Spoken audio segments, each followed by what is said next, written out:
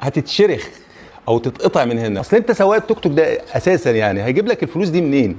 علشان يشغلوا المصنع اللي جوه البلد منع الاستيراد. وشكل الفرده من بره شكلها حلو في العالي اليومين دول. فرده الكاوتش كانت في بدايه ما نزل التوك توك اساسا كانت ب 65 جنيه، اقسم بالله زي ما بكلمكم كده. فلما الفرده من 65 توصل 1050، فرده الكاوتش دي النهارده بسعر سعر اليوم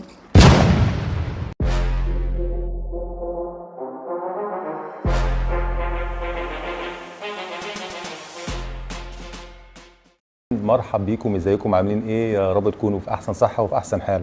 الحلقه النهارده انا قبل كده من تقريبا سنه عملت حلقه عن الكاوتش بتاع التوك توك، وطبعا الاسعار 1050 جنيه وهتترفع اكتر من كده، وكانت وصلت 1300 جنيه من تقريبا 4 شهور. ليه بقى؟ انا هقول لك ليه، بس تابعني علشان ايه نجيب الخطوات واحده واحده من البدايه ونفهم بعض كويس. دي فردة قديمة كنا اشتريناها، واحد كان اشتراها وبعد كام شهر ما كملتش 5-6 شهور وحصل فيها كده زي ما حضراتكم شايفين كده. شايف الفردة؟ حتى لو حاولنا نشوفها من جوه مش هنعرف يعني. بص الفردة عملت ايه من قلب النقشة، رغم ان النقشه زي ما حضراتكم شايفين كده النقشه لسه موجوده، يعني الفرده زي ما بيقولوا كده ما اتلحستش. المفروض او اللي انتوا شايفينه ده يحصل بعد ما الكاوتش كله يلحس ويبقى النقشه دي كده تنتهي، لكن النقشه هنا زي ما هي اهي، بس الخرم هنا بين النقشتين. لكن في بقى ملاحظه انا لاحظتها، ان المفروض يكون الكاوتش ده المفروض الكاوتش يكون جواه سلك. الكاوتش ده المفروض ان هو 8 تيلة، المفروض يكون فيها من جوه سلك. السلك اللي بيشد الفردة بيخلي الفردة تستحمل المشي، يعني ايه تكون ثابتة على الطريق وهي ماشية. طيب الفتحة دي جت من ايه الا اذا كان في عيوب في التصنيع، لان في مصانع يا جماعة، في مصانع بتعمل الفرد دي، الفرد لما بعد ما تتلحس بتكون قديمه بيلموا الكاوتش ده كله بيعملوا له زي حاجه زي نقشه. وتلاحظ ان في كاوتش احيانا بتلاقي الكاوتش عمل زي ايه، طلع من هنا كده، طلع من النص كده. فلما يطلع من النص ده معناه ان هو معمول له نقشه، معمول له نقشه، يعني مش متصنع كاوتش مظبوط في المصنع. المفروض في اسطمبه بيتصب فيها فردة الكاوتش دي اللي هي دي كلها مصبوبة قطعة واحدة. يعني القطعة واحدة يعني ايه؟ يعني مش معمول ليها وش، بيتعمل زي نظام لزق. وحضراتكم طبعا شفتوا فيديوهات كتير معمولة كده في باكستان، بيعملوا كاوتش العربيات وكاوتش عربيات النقل، جميع انواع الكاوتش بيعملوا له طبقة فوق بالنقشة بتاعتها بتتعمل يدوي. يعني شغل بير السلم تحت السلم، يعني شغل شهر واتنين والفردة ما بقاش ليها اي صنف اللزوم. الفردة دي انا هعمل لكم تجربة عليها علشان نشوف هل الفردة دي جواها سلك ولا لا. تابع معايا. طبعا احنا جبنا فردة مطلعينها من توك توك علشان نجرب عليها، وفردة نوعها النوع اهو قدامكم جريفز. انا بقول لك النوع ده اوعى تشتريه. النوع ده ما كملش 7 شهور وعمل زي ما قلت لك كده، اتقطع من النص. خلي بالك معايا كده، هنشوف هل في جوه سلك ولا لا.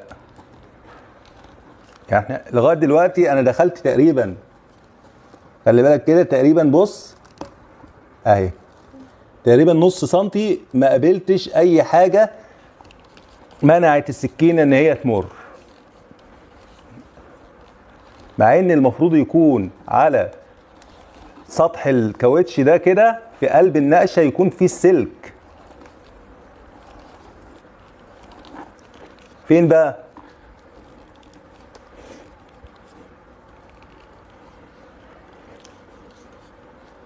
يعني تخيل معي كده ان فردة زي دي كده يكون سعرها 1050 وتوصل سعرها احيانا 1200 و1300 ويكون مش جواها سلك.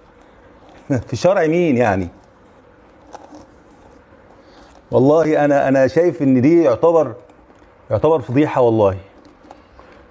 انت كده بتدي منتج وبتاخد فلوس، انا بعتبرها حرام.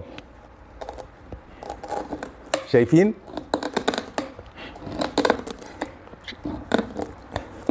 شايفين الفردة؟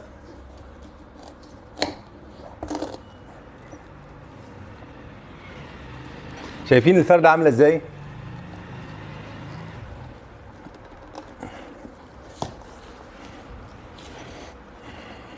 اهي ادي الفردة.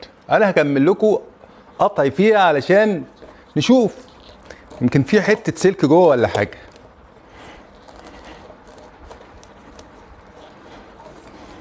اتفرج يا عم، شايف الفردة عملت ازاي؟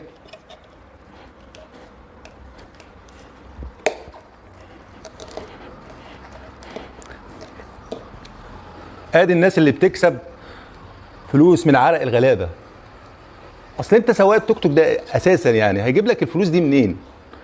ما هو من شغله ومن عرقه. ادي يا عم، ادي فردة الكاوتش.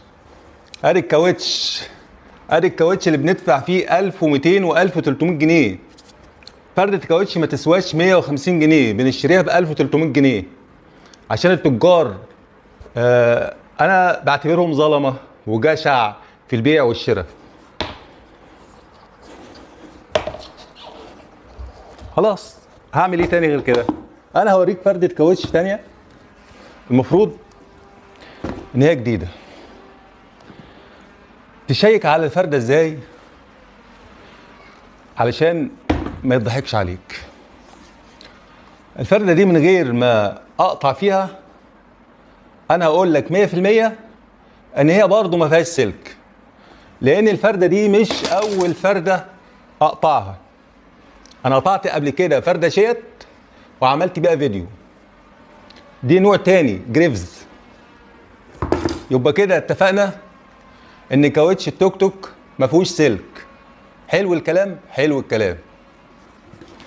تيجي وانت بتشيك على الفردة، في فرد كاوتش بيكون هنا كده زي مثلا الفردة دي اصلي صناعة هندية. هجيب لك بص، ميدن انديا، دي هندي، فردة هندي.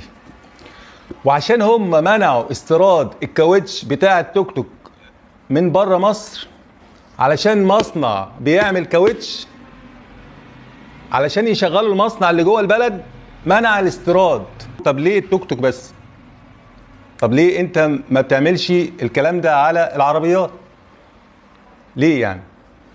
ولا انت بتيجي على المنتج اللي بيستنفع منه او بيستخدمه الشاب اللي هو الغلبان اللي بيشتغل على التوك توك وتمنعه؟ ما علينا، خلينا بقى ايه في المهم. لازم تشيك على المنطقة دي كده. المنطقة دي لازم تكون جامدة، لان ديت اللي بتدخل في الجنط بتاع التوك توك بتاع العجلة نفسه. لان دي لو ضعيفة هتتشرخ او تتقطع من هنا، ولو اتقطعت من هنا خلاص الفردة باظت. طبعا بيكون في تاريخ التصنيع، هقول لك بتكون مكتوب فين وازاي. وهطلب من حضراتكم طلب ان انتوا لايك شير وسبسكرايب يا جماعه علشان الفيديو يوصل لعدد كبير من الناس المحترمين اللي زي حضراتكم. 20 الفردة دي تصنيع 2020. الفردة دي يا جماعه تصنيع 2020. الفردة دي اسمها يورو جروب. يورو جروب فيها ميزة حلوة عجبتني شخصيا، وهي ان النقشة بتاعتها ضيقة، فبيكون صعب ان يدخل فيها مثلا زلط طوب حجارة. انما لو النقشة دي واسعة شوية بيدخل فيها الزلط الصغير، الطوب مش عارف ايه، بتلم طوب وحجاره وانت ماشي، وممكن حته ازاز تدخل. وشكل الفرده من بره شكلها حلو. انا ما بعملش دعايه والله، انا لا هاخد من ده فلوس ولا هاخد منك فلوس. انا كل الموضوع ان انا عايز المصلحه للجميع. نصيحه كمان، ان انت لما بتشتري مثلا فرده ورا للتوك توك لازم تكون التانية جديده زيها. دي نصيحه برضه. زي نظام مثلا انت لما بتشتري مساعد للتوك توك الخلفي، تيجي تروح تركب مساعد واحد، يجي الميكانيكي يقول لك لا لازم تركب 2 مساعدين علشان يعملوا توازن واتزان للتوك توك وانت ماشي.